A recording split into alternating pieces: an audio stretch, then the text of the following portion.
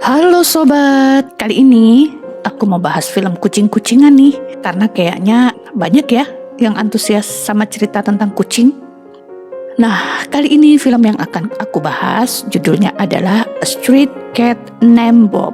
Nah, film ini menceritakan kisah nyata pertemanan manusia dengan kucing oren. Nih kucing oren dikasih nama Bob. James, pemilik kucing sendiri diperankan oleh Luke Pedway. Kalau kucingnya nih benar-benar diperanin sama si ibunya langsung loh. Selamat menonton. Di awal film terlihat ada James yang sedang ngamen, tapi kelihatannya hampir nggak ada orang yang ngasih speser pun ke dia nih.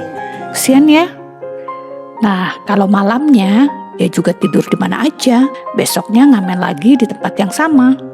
Untungnya siang itu masih ada orang baik yang ngasih sepotong roti ke dia. Di sini diperlihatkan dia nggak pernah dipandang layak sama orang lain. Yang mirisnya lagi nih, kalau seharian dia nggak dapat uang, pasti dia nyari makan di sisa-sisa tempat sampah.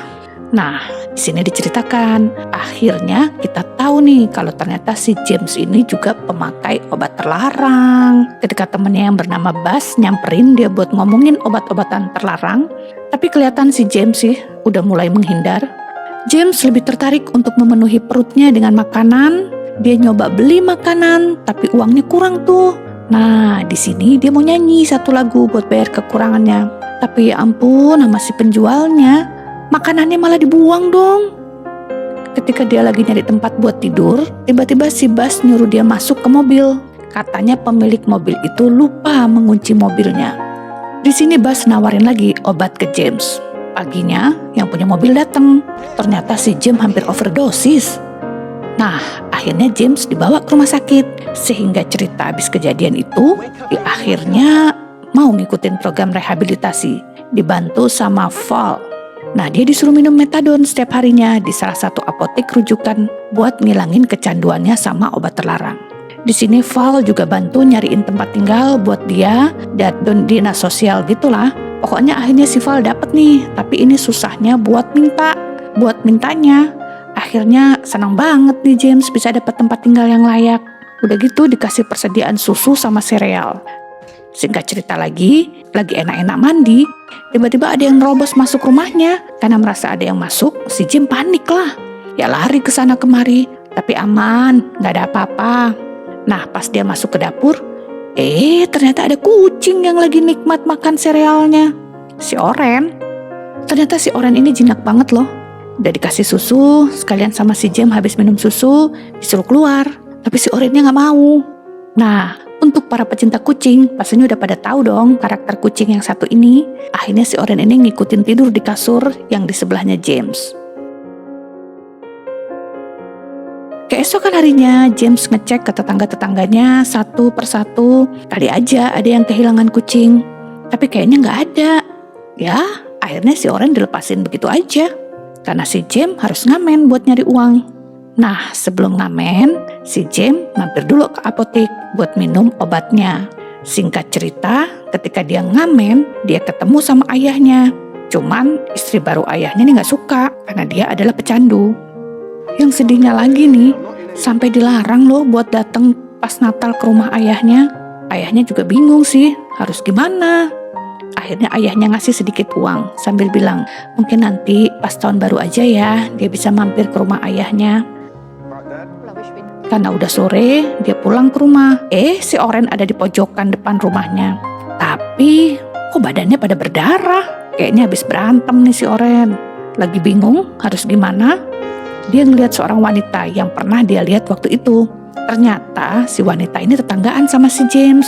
Nah, James pikir nih wanita bisa nih buat ngebantuin ngobatin si Oren. Nama wanita itu Betty. Dia nyuruh James buat bawa kucingnya ke dokter hewan. Betty juga langsung manggil si Oren pakai nama Bob. Katanya Bob yang minta dipanggil begitu. Ya udahlah, nggak pakai lama lagi. Si Bob dibawa sama James ke dokter hewan. Sampai di dokter hewan, James ngantri cukup lama. Di situ ada anjing, juga ada kelinci. Singkat cerita, udah diobatin nih sama dokternya. Nah, pas mau ngambil obat, dikira ini gratis sama si James. Habis kan kata si Betty, ini adalah dokter relawan. James ngasih hasil uang ngamennya yang cuma sedikit tuh. Ya ternyata nggak cukup. Jadi ya udah deh, mau nggak mau uang yang dari ayahnya yang niatnya buat dia bisa makan seminggu demi Bob, ya uang itulah dipakai bayar akhirnya. Nebusnya aja udah mahal, susah lagi ngasihnya ke si Bob. Si James coba ngebungkus tangannya pakai kain biar nggak kena gigit si Bob, tapi lagi-lagi tetap aja gagal. Akhirnya James nyerah, dia minta tolong kepada Betty. Nah lucunya sama si Betty gampang aja tuh ngasihnya. Mungkin karena si Betty penyayang hewan kali ya, jadinya gampang buat ngasih obat ke hewan-hewan gitu. Habis itu Betty menyuruh James untuk mengebiri si Bob. Katanya kalau dikebiri, si Bob bisa lebih aman andai dilepas liar dan gak akan kawin sembarangan. Singkat cerita, malam itu dia ngobrol-ngobrol tuh sama Betty. Dia nyeritain masa lalunya gitu. Pas keesokan harinya lagi check up ke Fall, dia cerita kenapa dia nggak datang kemarin di saat check up sebelumnya. Di sini James cerita kepada si Fall, dia bertemu dengan ayahnya, lalu dia bertemu seekor kucing, dan bertemu juga dengan seorang wanita yang bernama Betty. Tapi di sini Fall bilang, kalau sekarang ini dia belum bisa nih ngejalanin hubungan sama siapapun, karena James belum bisa ngendaliin perasaannya. Nah, bagusnya nih si James ditemenin sama si Bob, jadi nggak ngerasa sendirian atau kesepian. Keesokan harinya si Bob dikebiri. Nah, si Bob yang dikebiri malah James yang ngilu. Saking gak teganya tuh ngeliat si Bob gak nyaman sama pelindung lehernya itu, akhirnya dibuka sama si James. Nah, pagi-paginya si Bob malah ngejar tikus. Ya, namanya juga kucing ya, gak bisa ngeliat ada yang gerak-gerak dikit, langsung aja dikejar. Apalagi seekor tikus. Singkat cerita, ketika si James berangkat ngamen, si Bob disuruh main di luar. Malah ngikut nih si Bob sama James. Lucunya lagi pas ketahuan sama si James, si Bob pura-pura kabur. Nah pas si James naik bus, dia ngejar nih. Naik dong ke bus. Akhirnya si Bob nemuin James di lantai 2 bus. Ya udahlah, mau gimana lagi. Akhirnya diajak deh ikut ngamen. Nah, baiknya si kondektur ngasih tali sepatu gitu ke Bob biar gak kabur nantinya. Karena kelakuan Bob ini banyak banget orang yang tertarik melihat Bob. Dari ibu-ibu, bapak-bapak, anak-anak, banyak yang minta foto. Nah karena orang-orang pada tertarik sama Bob, ketika James nyanyi banyak orang yang nonton. Akhirnya banyak juga nih yang ngasih uang buat mereka. Singkat cerita, ketika ngitung uang, tiba-tiba ada ibu-ibu yang deketin mereka. Dia bilang nih, Bob mirip banget sama kucing dia, tapi udah meninggal karena sakit panas. Dari tadi si ibu nih ngeliatin terus, pas lagi ngamen. Besoknya pas mau berangkat ngamen lagi, tiba-tiba ada si Bas tuh, temennya James yang di awal film tadi. Cuman di sini James sudah nggak mau lagi berurusan sama si Bas dan teman-teman pecandunya itu. Di sini si Bas minta tolong sama si James. Dia nggak punya uang sama sekali. Karena James kasihan, akhirnya dia kasih uang ke si Bas. Singkat cerita, makin hari makin ramai aja nih yang nonton James dan Bob ngamen. Uangnya juga lumayan. Bukan cuma recehan yang dia dapat sekarang. Si ibu-ibu yang kemarin ada lagi nih. Dia ngasih makanan kaleng sama shell buat Bob. Gemes banget ya guys. Di malam hari si Betty ngajak makan bareng si James di rumahnya. Di situ ngobrol-ngobrol James sama si Betty. Ketika si James nanya tentang hidupnya Betty, Betty langsung ninggalin pembicaraan gitu, kayak ada yang disembunyiin. Nah, sekarang si James bisa beliin Bob makanan kaleng dari hasil ngamennya. Dia juga nyoba beli bunga buat si Betty. Singkat cerita, pastinya jalan pulang. Pas di jalan pulang nih, dia melihat ada orang yang tergeletak gitu. Dengan cepat dia menghampiri. Wah, ternyata dong itu si Bas yang lagi overdosis. Di sini juga Betty bantuin kasih nafas buatan sampai ambulan datang. Setelah kejadian itu si Betty baru cerita kalau tempat tinggal yang ditempati Betty adalah rumah kakaknya seorang pelukis. Tapi kakaknya itu sudah meninggal karena overdosis. Ya karena dengar cerita miris tentang kakaknya Betty ditambah ngelihat Bas meninggal, si James jadi pingin banget sembuh. Sampai-sampai dia nggak sabar pengen cepet-cepet lepas dari metadon. Tapi kata Val, itu semua kan butuh proses. Ya nggak bisa secepat ini dong. Sampai di hari Natal, mereka rayakan bareng James dan Betty, sama si Bob juga. Mereka menghias rumahnya, makan bareng, terus tukeran kado juga. Singkat cerita, pada waktu malam tahun baru, James datang ke rumah ayahnya, bawa si Bob. Sampai di sana, yang ada malah bikin kacau si Bob, kabur ke hutan, dan di rumah itu mungkin karena pusing ya. Udah gitu banyak orang di sana, ada adik tirinya James yang masih pada kecil. Tapi Bob berhasil ditangkap sih. Walaupun akhirnya mereka diusir tuh sama ibu tirinya. Ayahnya sih nggak tega ya sebenarnya sama anaknya sendiri. Tapi mau gimana lagi? Sedih ya guys. Keesokan harinya pas dia lagi ngamen, ada anjing yang buang air di atas uangnya si James. Pemiliknya juga ngeselin nih. Dia nggak ngerasa bersalah sama sekali. Di sini si James dan Bob sebel sih sebenarnya. Cuman ya nggak ikut berantem aja. Dia cuma ngamanin si Bob di pelukannya. Di sini Val datang untuk jamin dia bisa bebas, tapi sanksinya sementara selama 6 bulan dia nggak boleh ngamen dulu. Ternyata belakangan ini James nggak rutin minum metadonnya, jadi Val agak khawatir juga sama dia. Akhirnya dia disuruh ke apotik buat minum metadon. Di sini Val ngambil Bob di kandang anjing polisi. Singkat cerita, di apotik pas lagi minum metadon, ternyata ada Betty di situ. Akhirnya si Betty tahu nih kalau dia pecandu. Akhirnya marahlah si Betty sama dia, karena si Betty udah gak mau berurusan lagi. Si James takut banget kehilangan, kayak kehilangan kakaknya dulu. Nah, mulai hari ini dia udah gak bisa ngamen, uangnya juga tinggal sedikit, sementara dia harus beli makanan buat dia sama si Bob. Di sini dia nyoba nyari kerjaan lain. Nah, dia dapat nih jadi tukang jual majalah. Di situ sudah dijelasin semua, termasuk aturan yang dilarang jualan di luar wilayahnya. James oke, dan akhirnya menyanggupi semua peraturannya. Akhirnya mulai deh dia jualan. Dia dipinjemin sepeda, kalau buat kasihnya lagi, si Bob yang menarik perhatian orang-orang di sana. Akhirnya orang-orang di sana membeli majalah si James, sampai ada wartawan yang meliput dia juga loh di sini. Lucu banget ya guys. Di sini juga terlihat tuh ada yang iri ya. Singkat cerita, pas mau pulang, ada orang yang mau foto kucingnya. Terus mau beli majalahnya nih ya sebagai bayaran gitu.